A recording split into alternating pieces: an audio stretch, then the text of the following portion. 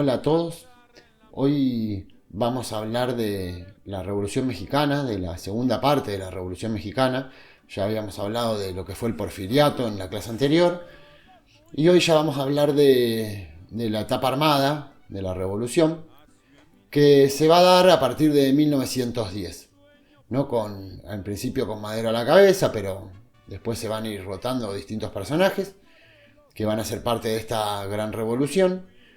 Pero bueno, antes de arrancar vamos a hacer un resumen bien cortito de lo que fue Porfirio Díaz, porque para poder entenderlo y por si no pudieron ver el anterior, tener una mínima idea de lo que fue y por qué se dio. Y tenemos que entender que Porfirio Díaz es un militar que va a tratar de llegar al poder por medio de los votos y se va a presentar en las elecciones de 1867 y 1871 y las dos veces va a perder con Benito Juárez, que es el presidente en ese momento. Por lo tanto, a partir de 1876 va a decidir tomar el gobierno por las armas, ¿no? Mediante un golpe de Estado. Y si bien él llega al poder por un golpe de Estado, por un golpe militar, se va a mantener en el gobierno por más de 30 años y va a ser electo 7 veces por medio de las instituciones, o sea, va a contar con las instituciones para sostenerse en el poder. Ya no va a ser más golpes de Estado, de hecho se presenta a elecciones y las gana. ¿Pero de qué manera? Haciendo fraude.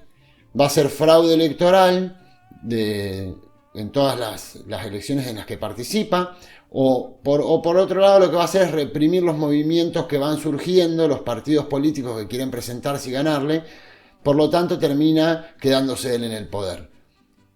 La reelección va a ser muy, muy alta, ¿no? O sea, va a darse por 7 veces.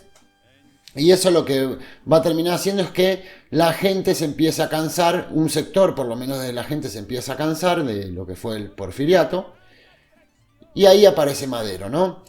¿Qué pasó en el porfiriato? Esto lo tenemos que tener en cuenta, aunque sea por arriba, pero tenemos que pensar que en el porfiriato se da un gobierno. Porfirio Díaz se rodea de lo que se llamaría hoy tecnócratas, que son intelectuales, profesionales de la corriente positivista, que van a hacer una modernización al país. Es cierto que el país se moderniza, va a hacer que el país ingrese al mercado mundial como productor de materias primas y de alimentos. Sobre todo va a ser socio comercial en este aspecto con Estados Unidos y realmente va a haber una etapa de prosperidad para México, ¿no? Va a ser una etapa de mayor prosperidad para el país del norte, pero por otro lado lo que va a tener, el problema que va a tener con todo esto es que no hay una distribución de la riqueza. De hecho, ya en la etapa de Benito Juárez se dio lo que se llamó la ley Lerdo, que fue la ley que hizo que le quitaran los terrenos a las comunidades, ¿no? Los terrenos comunitarios que se utilizaban en principio de la iglesia, pero también de distintas comunidades, se los van a expropiar, se los van a quedar y se los van a dar a los hacendados. Por lo tanto, los hacendados van a terminar teniendo más fortunas y los campesinos cada vez más pobres. De hecho, algunos que tenían sus propios territorios los perdieron en manos de los hacendados y terminaron trabajando para esos hacendados. Y ahí es donde empieza la explotación completa que se lleva casi a la esclavitud. Por lo tanto, hay una opresión gigantesca sobre las clases bajas y lo que termina pasando es que esas clases bajas se van cansando y se terminan uniendo con distintos sectores que también están cansados del porfiriato, y así es como va a empezar la revolución, ¿no? Pensemos en 3 personajes.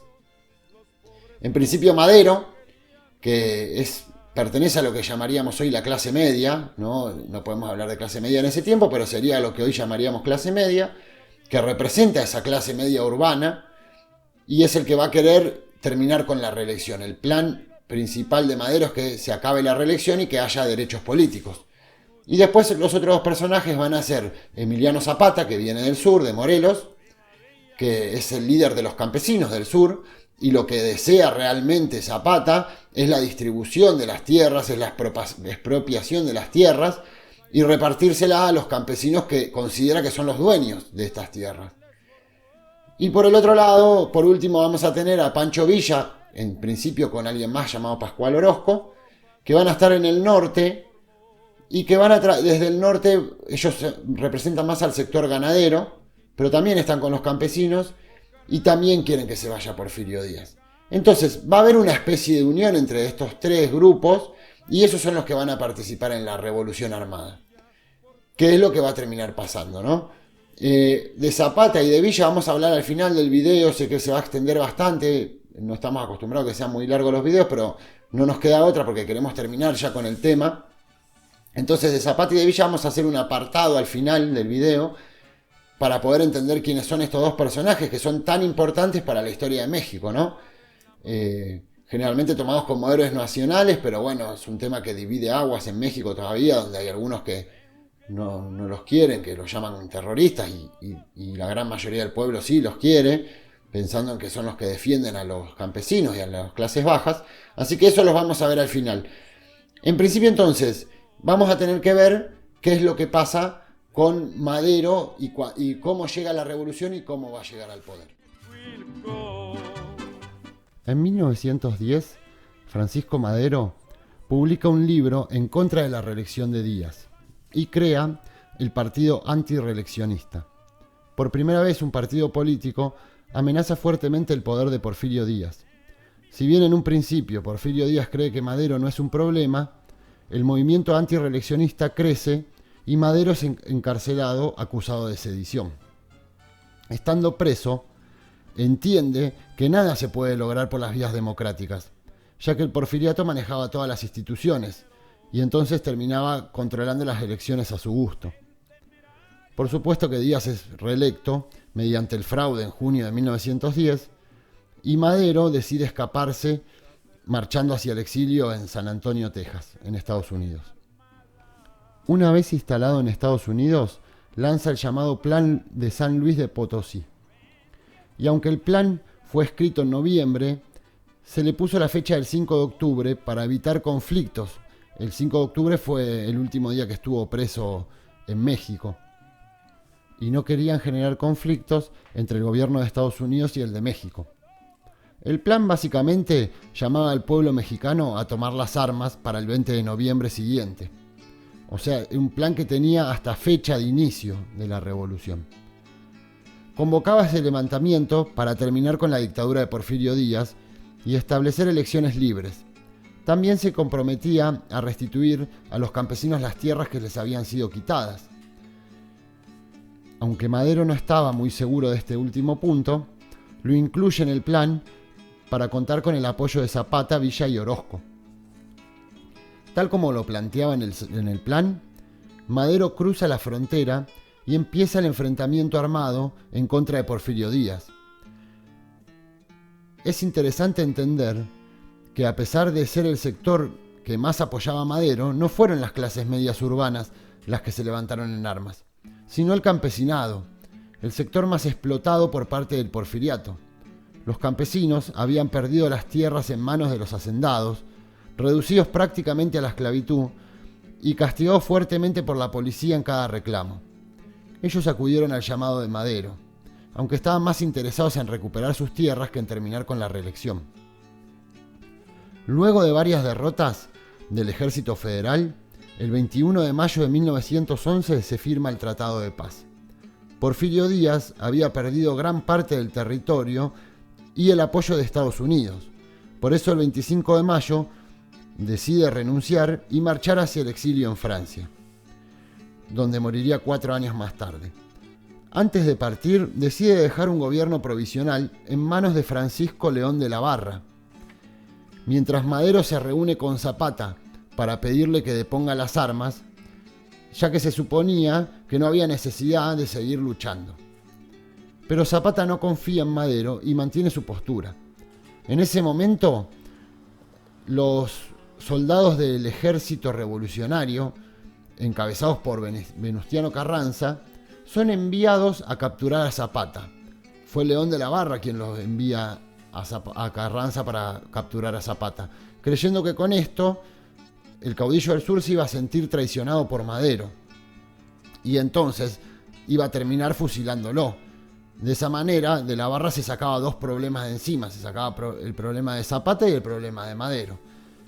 Pero Zapata logró escapar del enfrentamiento y entonces mantuvo el liderazgo sobre los campesinos.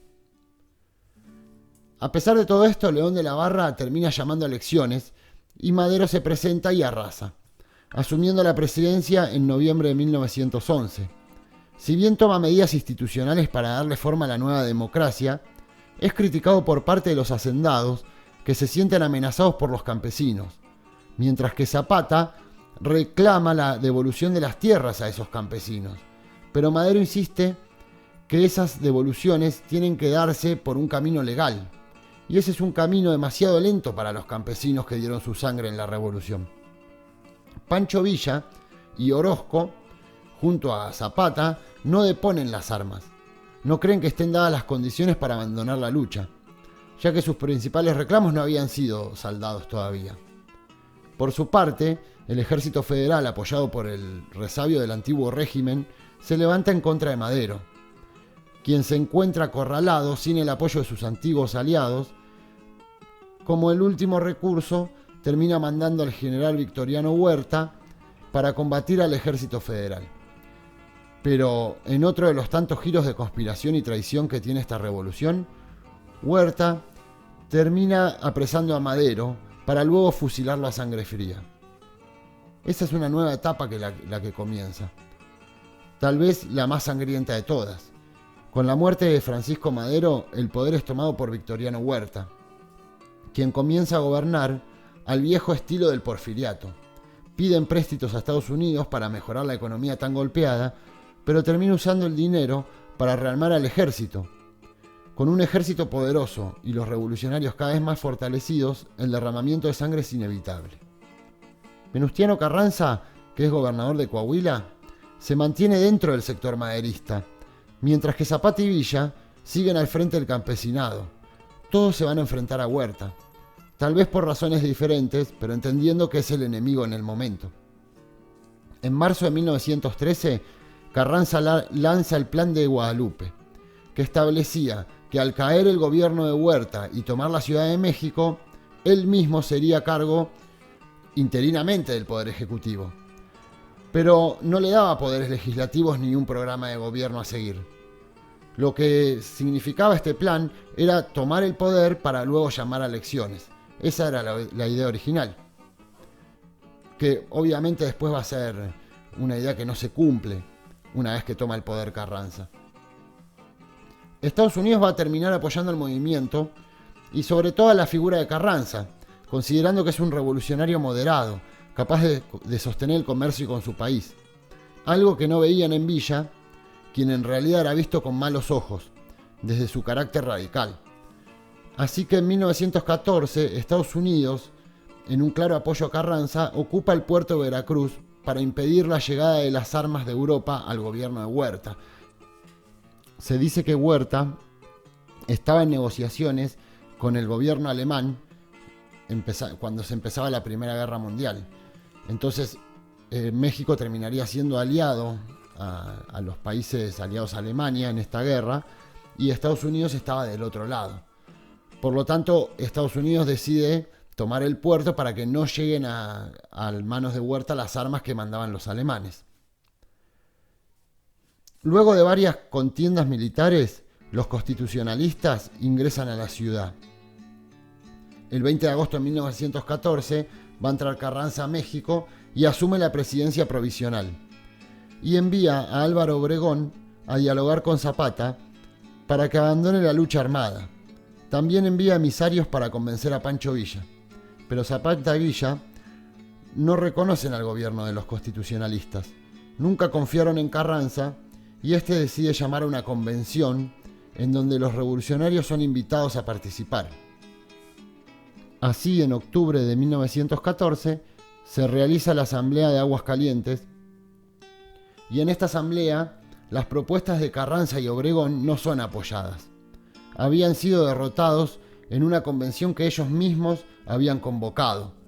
Por eso Carranza decide retirarse de la capital. El 4 de diciembre de 1914, Zapata y Villa ingresan en la Ciudad de México, y la unión de ambos queda marcada a fuego con la creación del ejército convencionalista, ya que vienen de aquella convención. A ninguno de los dos les interesaba la presidencia. Preferían estar al frente de sus ejércitos para resguardar los intereses de los campesinos que los seguían.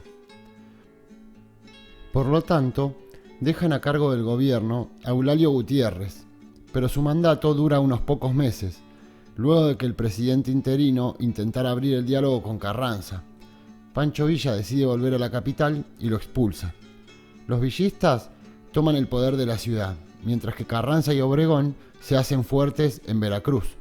Desde allí, los soldados constitucionalistas comienzan la avanzada, quemando la cosecha y asesinando a gran parte de la población de cada pueblo que tomaban. La economía cae a los niveles más bajos de todo el proceso revolucionario. A las muertes por enfrentamiento se le suman las muertes por hambrunas y enfermedades. Para 1915, Carranza ya sumaba más de 100.000 hombres y comienzan a derrotar a los villistas del norte. Se empieza a dar un vuelco a favor de los constitucionalistas, que vuelven a pedirle a Zapata y a Villa que reconozcan la figura de Carranza como presidente de la nación. Estos dos se niegan, y si bien Carranza no es reconocido por la mayoría de los revolucionarios, sí consigue el reconocimiento internacional y el apoyo de Estados Unidos. Con este respaldo y con un ejército fortalecido, empieza su marcha hacia la capital. En febrero de 1917, Venustiano Carranza llama a una asamblea constituyente y reforma la Constitución. En principio, para conseguir un grado de legalidad, pero en esta Constitución se plasman algunos de los reclamos históricos, como el derecho a la tierra, el derecho al trabajo, el derecho a las condiciones dignas de trabajo y un derecho a la educación laica y gratuita, entre otros. El 1 de mayo de 1917, Carranza asume el nuevo gobierno, luego de ganar las elecciones bajo la nueva Constitución. Pero lejos de devolver las tierras a los campesinos, decide restituir el derecho de los hacendados, sin respetar las promesas de la tan deseada reforma agraria. 2 años después, Zapata es asesinado a traición el 10 de abril de 1919. El mismo año, Álvaro Obregón comienza su campaña para suceder a Carranza en las próximas elecciones, pero Carranza no apoya su candidatura, y Obregón se levanta en armas, contando con el apoyo de los zapatistas sobrevivientes. El 21 de mayo de 1920, los insurrectos asesinan a Carranza en Puebla, y Obregón asume el poder. Su gobierno se extendería hasta 1924, y estaría caracterizado por las grandes purgas sobre los revolucionarios. Casi todos los zapatistas y villistas fueron asesinados. Incluso el mismo Villa, ya apartado de la vida política, es asesinado en 1923. Con la paz establecida y casi sin grupos revolucionarios en pie, el Delfín de Obregón, Plutarco Elías Calles, es electo presidente en 1924, marcando el final de la revolución, o más bien iniciando la etapa institucional de la revolución, porque ahí se crea el PRI, que es el Partido Revolucionario Institucional. Recién en la década de 1930, el general Lázaro Cárdenas realiza la tan esperada reforma agraria y reivindica muchos de los puntos planteados por los revolucionarios de 1910.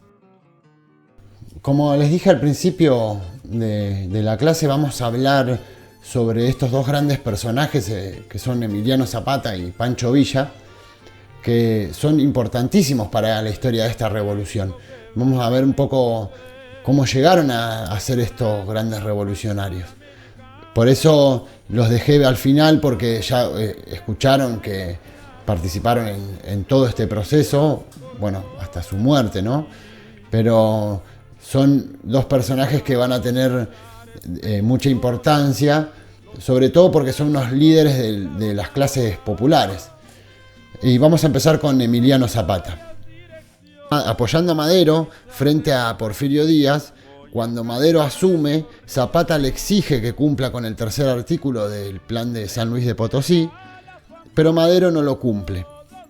El 28 de noviembre de 1911 lanza el Plan de Ayala, en el cual, bajo el lema de libertad, justicia y ley, Zapata no reconoce a Madero como presidente y llama a las armas para restituir la propiedad de las tierras que le habían sido arrebatadas a los campesinos.